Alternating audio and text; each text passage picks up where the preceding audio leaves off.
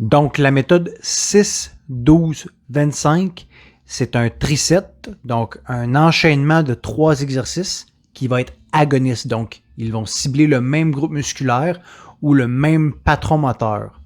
Donc, on va tirer l'efficacité de cette méthode-là, en fait, avec l'enchaînement des différents exercices qui vont venir vraiment créer une accumulation de travail et un stress métabolique important. Donc, là où la méthode 6-12-25 va se différencier, c'est au niveau de l'enchaînement des exercices. Donc, le premier exercice va être un exercice plus de type multijoint, avec une charge qui est beaucoup plus lourde, 6 répétitions, et un tempo qui est plus contrôlé, donc environ 4 à 5 secondes de temps sous tension. Donc, par exemple, un exemple classique, ça serait un squat.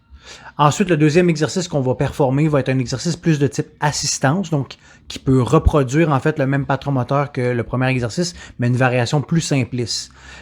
Cet exercice-là va être performé avec un nombre de répétitions qui est plus élevé, 12 répétitions, et un tempo qui est un peu plus rapide, mais encore contrôlé. 3 à 4 secondes de temps sous tension généralement, comme par exemple ici, on pourrait prendre un hack squat.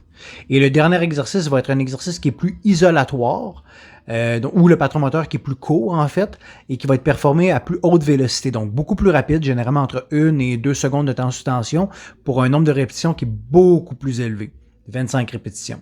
Donc par exemple un leg extension ou un goblet squat ou un pike leg extension, un leg press, donc un exercice vraiment avec un patron moteur qui est beaucoup plus raccourci. Donc, le but, c'est de fatiguer beaucoup de fibres musculaires au début, qui sont plus les fibres rapides généralement. Et plus on va avancer dans la série, plus on va avoir besoin d'utiliser nos fibres lentes, qui sont plus endurantes, pour venir complémenter, nous permettre de keep going, de continuer à pousser. Ce qui va venir créer une très grande production de lactate, parce qu'il y a beaucoup de fibres musculaires qui vont être fatiguées. Le temps sous tension est long. On utilise vraiment beaucoup de toutes nos dépenses, nos réserves énergétiques, en fait, donc on les dépense. Et c'est là qu'on va aller vraiment tirer l'efficacité de cette méthode-là. Comme pour n'importe quel triset conventionnel, ça va être super important de s'assurer de respecter l'enchaînement, donc de s'assurer que l'enchaînement se fait le plus rapidement possible et qu'on respecte l'ordre des exercices. Et à la fin, il faut respecter aussi, encore une fois, le temps de repos. Donc, on essaie d'avoir un temps de repos qui va être équivalent au temps d'effort pour être en mesure de respecter nos charges. Comme ici, les charges, en fait, en fonction des exercices, vont être très importantes pour garantir l'efficacité de la méthode.